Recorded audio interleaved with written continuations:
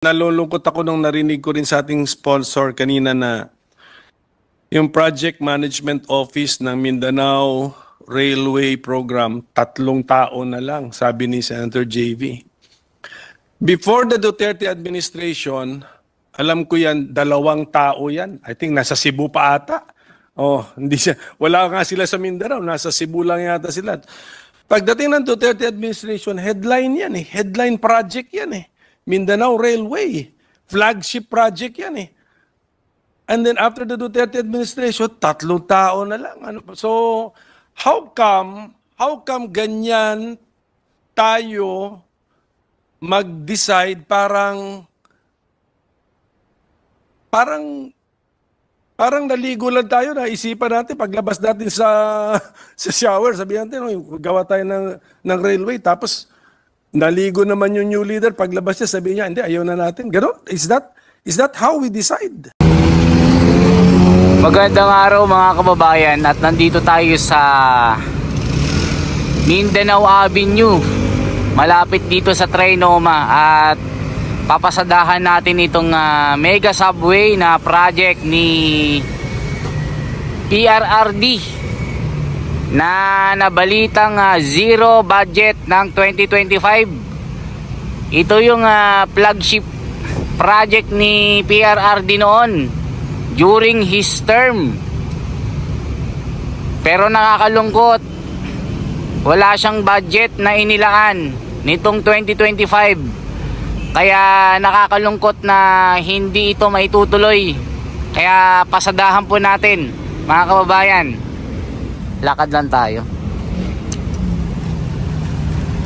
Ito dati mga kababayan, pag dadaan ka dito, maraming nagpupukpok yan. Marami tayong maririnig na nagpupukpok. Pero ngayon, tahimik pa.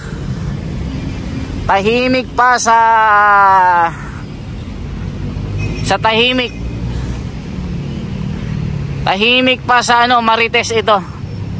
Walang nagpupukpok dito na gumagawa. Ang simula po nito doon sa Mindanao Avenue Extension. Kung sino po yung mga nakaantabay po dito. Ayan, wala nang nagpupukpok ko.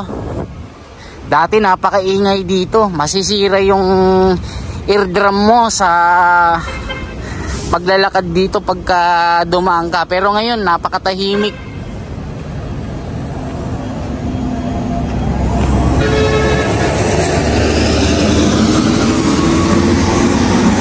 Yan, wala na oh. Pati yung mga karatula na mega subway na wala na din.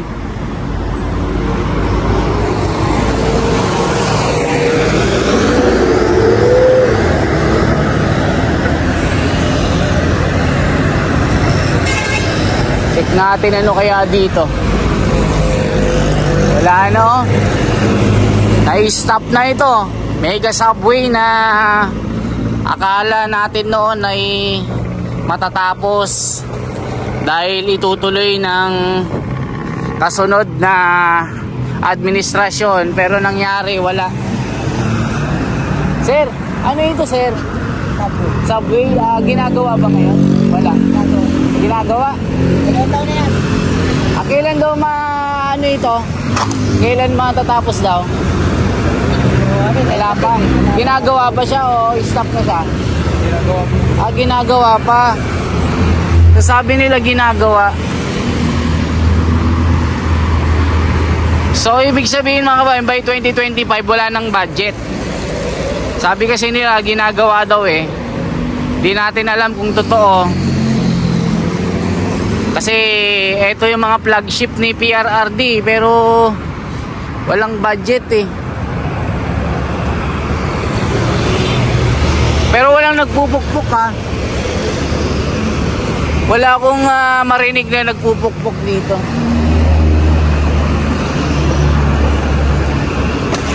Ba't wala nang nakalagay na mega subway dito? Dati may mga nakalagay na mega subway dito eh. Pero ngayon wala.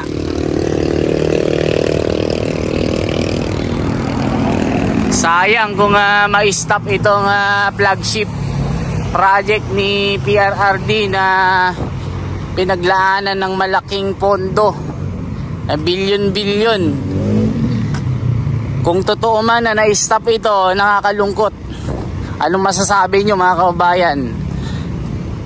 Kung ma-stop itong flagship project ni PRRD, nakakalungkot. O eto, mega subway mga kababayan. Makikita nyo. Eto, pag diniretso mo, Mindanao Avenue extension yan. Eto, Metro Manila Subway Project Phase 1. Takenaka. Partnership ng Japan yan eh, JICA.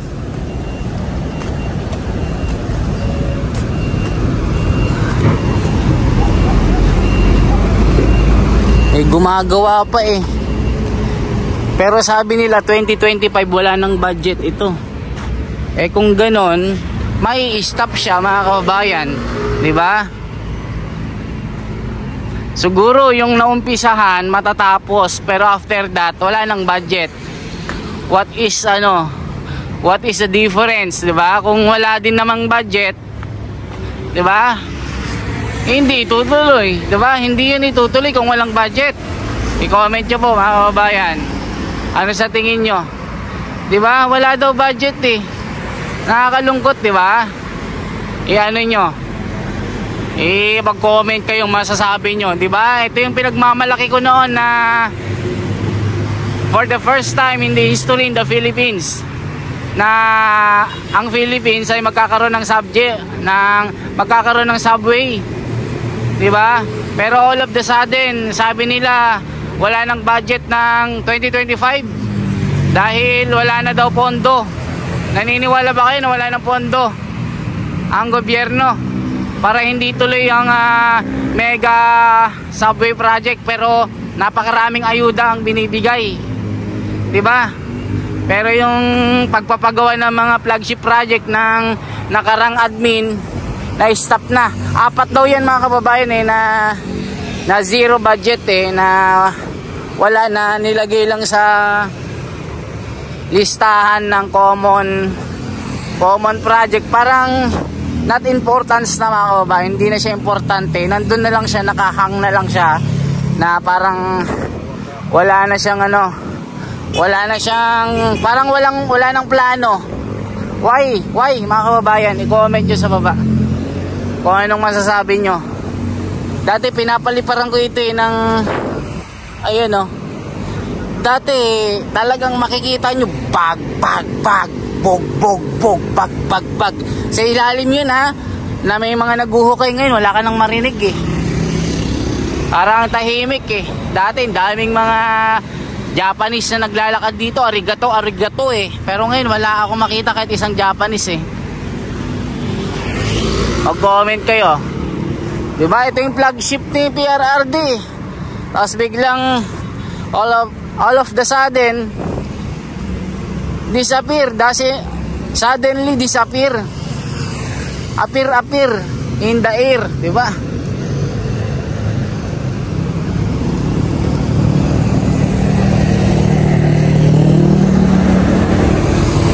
Ayan o. May mga empleyado pang gumagawa. Tanungin natin.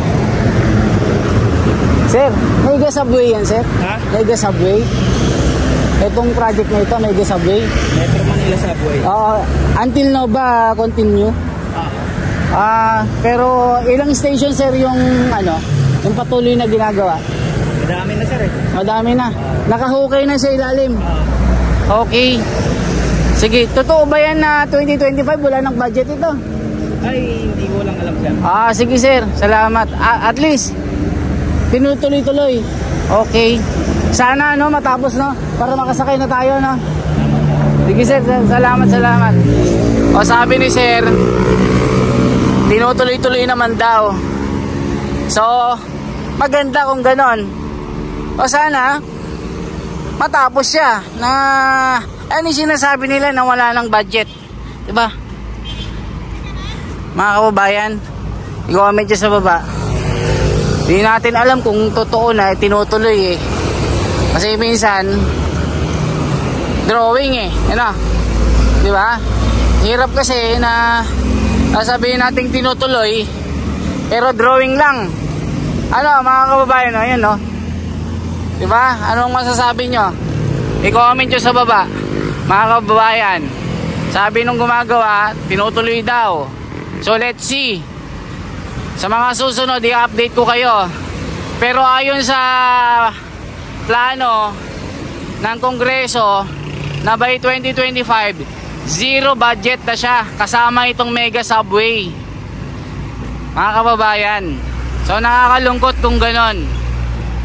Kaya kung anong masasabi nyo dyan, i-comment nyo po sa baba. Tama ba na itigil itong flagship project ni PRRD na hindi nila bibigyan ng budget ng 2025? Pati yung mga project sa Cebu, sa Mindanao, natigil din, mga kababayan. So i-comment nyo sa baba anong masasabi nyo. What is your opinion? What is the biggest opinion in your mind? So comment down below, mga kababayan. Thank you sa inyong lahat.